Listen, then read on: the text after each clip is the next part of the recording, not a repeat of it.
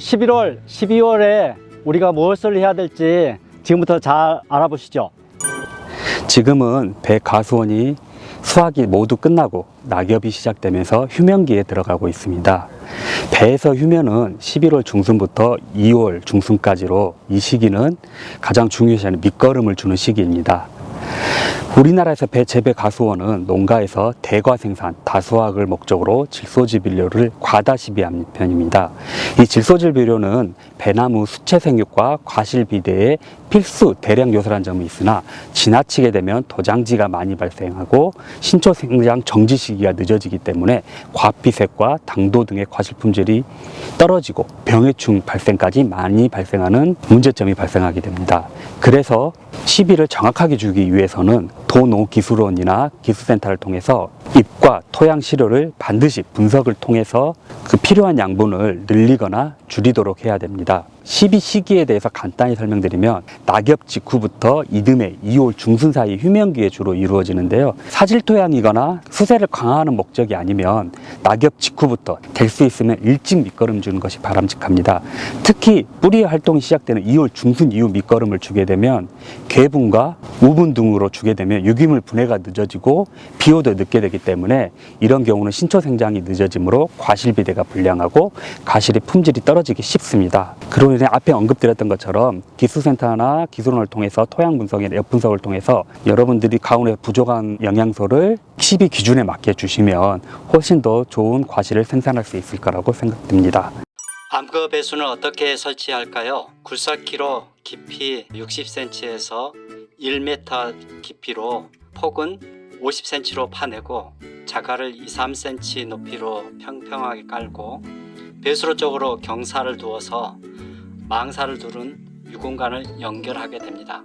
그 위에 자갈이나 완결을 5 내지 10cm 두께로 덮고 마지막으로 파낸 흙을 덮어서 평탄화 작업을 하게 됩니다. 심토 파쇄는 늦가을에서 이른 봄 사이에 트랙터에 부착된 심토 파쇄기를 이용해서 압축 공기로 토양에 균열을 유발하게 됩니다. 파쇄기 끝이 40에서 50cm 깊이까지 들어가게 한 후 일시에 80리터의 압축 공기를 내보내게 됩니다. 열간을 1.5에서 2m 간격으로 처리하게 되면 토성에 따라 반경 2m에서 2.5m 정도로 균열이 생기게 됩니다. 밑거름은 토양 분석 결과와 나무 세력에 따라서 시비량을 조절하게 됩니다.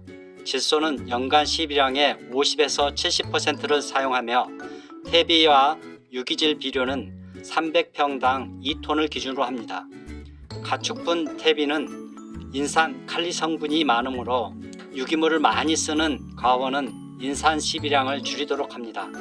칼리는 연간 시비량의 50에서 60%를 시비하고 과다 시비할 경우에는 칼슘과 마그네슘의 결핍을 조정하므로 적정량을 사용하도록 합니다.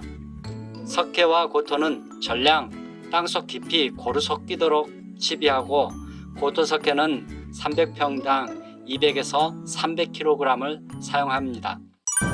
수확이 끝나고 나서 병해충 관리에서도 기본적으로 낙엽을 정리하거나 거친 껍질들을 정리하는 긁어내는 그런 과정들이 겨울 내내 이루어져야 합니다.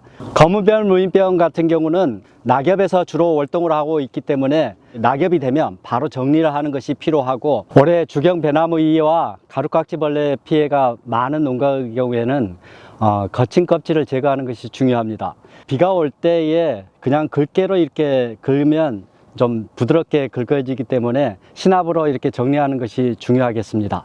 주경 배나무 이는 이렇게 월동처로 좀 들어갔지만 아직도 밖에 남아있는 경우가 많습니다. 그렇기 때문에 밀도가 높은 농가 같은 경우는 최대한 빨리 방제를 하는 것이 좋겠습니다. 우리가 화상병을 언제나 예방을 하는 데서 최선을 다해야 됩니다. 이제 바야흐로 낙엽이 진행이 되면 이제 전정을 시작하게 됩니다. 우리가 이 전정하는 시기에 잊지 말아야 할 것이 화상병 확산을 차단하는 것입니다. 전정 도구에 대한 소독과 그리고 내 과수원에 생육기 때는 보지 못한 화상병균이 증상이 잎사귀가 떨어지지 않은 채 그대로 있을 경우에는 항상 의심을 해보시고 가까운 농업지도기관에 의뢰를 해서 정확하게 화상병인지 여부를 확인하시기 바랍니다. 배가온에서 문제가 되는 병해충으로서 깍지벌레류,